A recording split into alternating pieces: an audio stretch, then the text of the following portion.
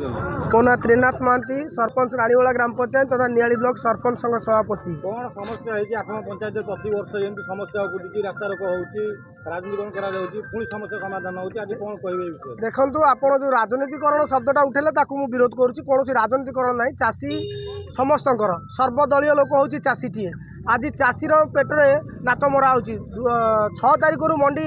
Token आसला चाषीर किंतु आज होगा 24 तारिख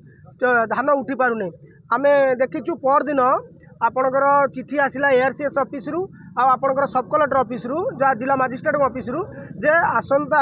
आज 24 तारिख दिन धान मंडी हम जोटी पूर्व वर्ष होता करसदा ग्राम पंचायत अधीनस्थ करसदा ग्रामर साई मंदिर निकट में ओडिशा सरकार द्वारा होइतिबा धान जो खला होती खला उपरे चलिबो धान मंडी किंतु कौन कारणवशत है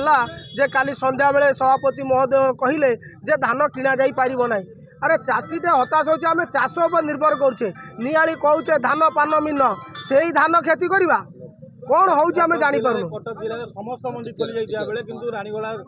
मंडी ए पर्यंत खोली निश्चित भाव में रानीवाला मंडी खोली एटा दुखद खबर जो पंचायत को आमे रिप्रेजेंट करूछु सेही पंचायत रे धान मंडी आज खोली पारि नाही। चाषी माने तांकर डिमांड थिला कि आज धान मंडी धान उठिबो सब कलेक्टर साहब डिस्कस करी कलेक्टर साहब इंस्ट्रक्शन अनुसार आज धान उठो ऑलरेडी मिलर मान इंस्ट्रक्शन जाइए गाड़ी से पठाऊँ चाषी मैंने भी सही कलेक्टर साहब जो इंस्ट्रक्शन पर से भी तार निजर जो रास्ता रोकरू ओहरी जाइए माने जिते पर्यटन गाड़ी आसुनी आम मैंने जो मिलर जो आपंकर धान मंडी धान उठुनी से पर्यटन से रास्ता रोक करेंगे बोली मुझे अनुरोध करापर से उठी जाइए और से धान मंडी आज आज प्रोक्योरमेंट स्टार्ट हम सर गोटे चिट्ठी जिला प्रशासन ने क्यारी करथिला किंतु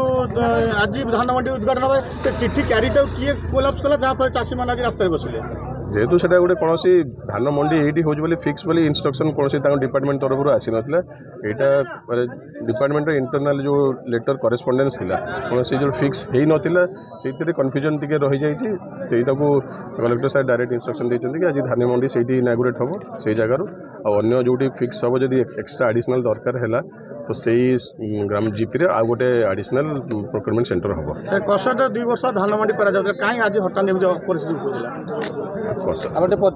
मु उमेश चंद्र बेहरा पंचायत समिति अध्यक्ष नियाली आपण पंचायत देवी कंदल दीपांचल जाऊँगी आप निजे भी एठारे अच्छा बर्तमान ब्लॉक अध्यक्ष अच्छा हठात कटक जिले में सबू मंडी खोली बेले कि आप दीपांचल रानीवाला पंचायत बाद पड़ी कौन कारण जहाँ चाषी नहीं आज आंदोलन कर यहाँ गोटे व्यतिक्रम होती जे कि सबु वर्ष आमर जो रानीवाला जो मंडी हुए तार जो ऑफिस से जगह ना कि 10 बस्ता धान धोया जगह ना से प्रति वर्ष कसरदा जो साई मंदिर पड़िया से प्रति वर्ष मंडी कराए किंतु ए वर्ष गोटे व्यतिक्रम होती से जो चिट्ठी की कैंसल करी अलग जगह करने जो योजना करते से योजना फसल फाटी निश्चय राजनीतिकरण कराऊँगी एटी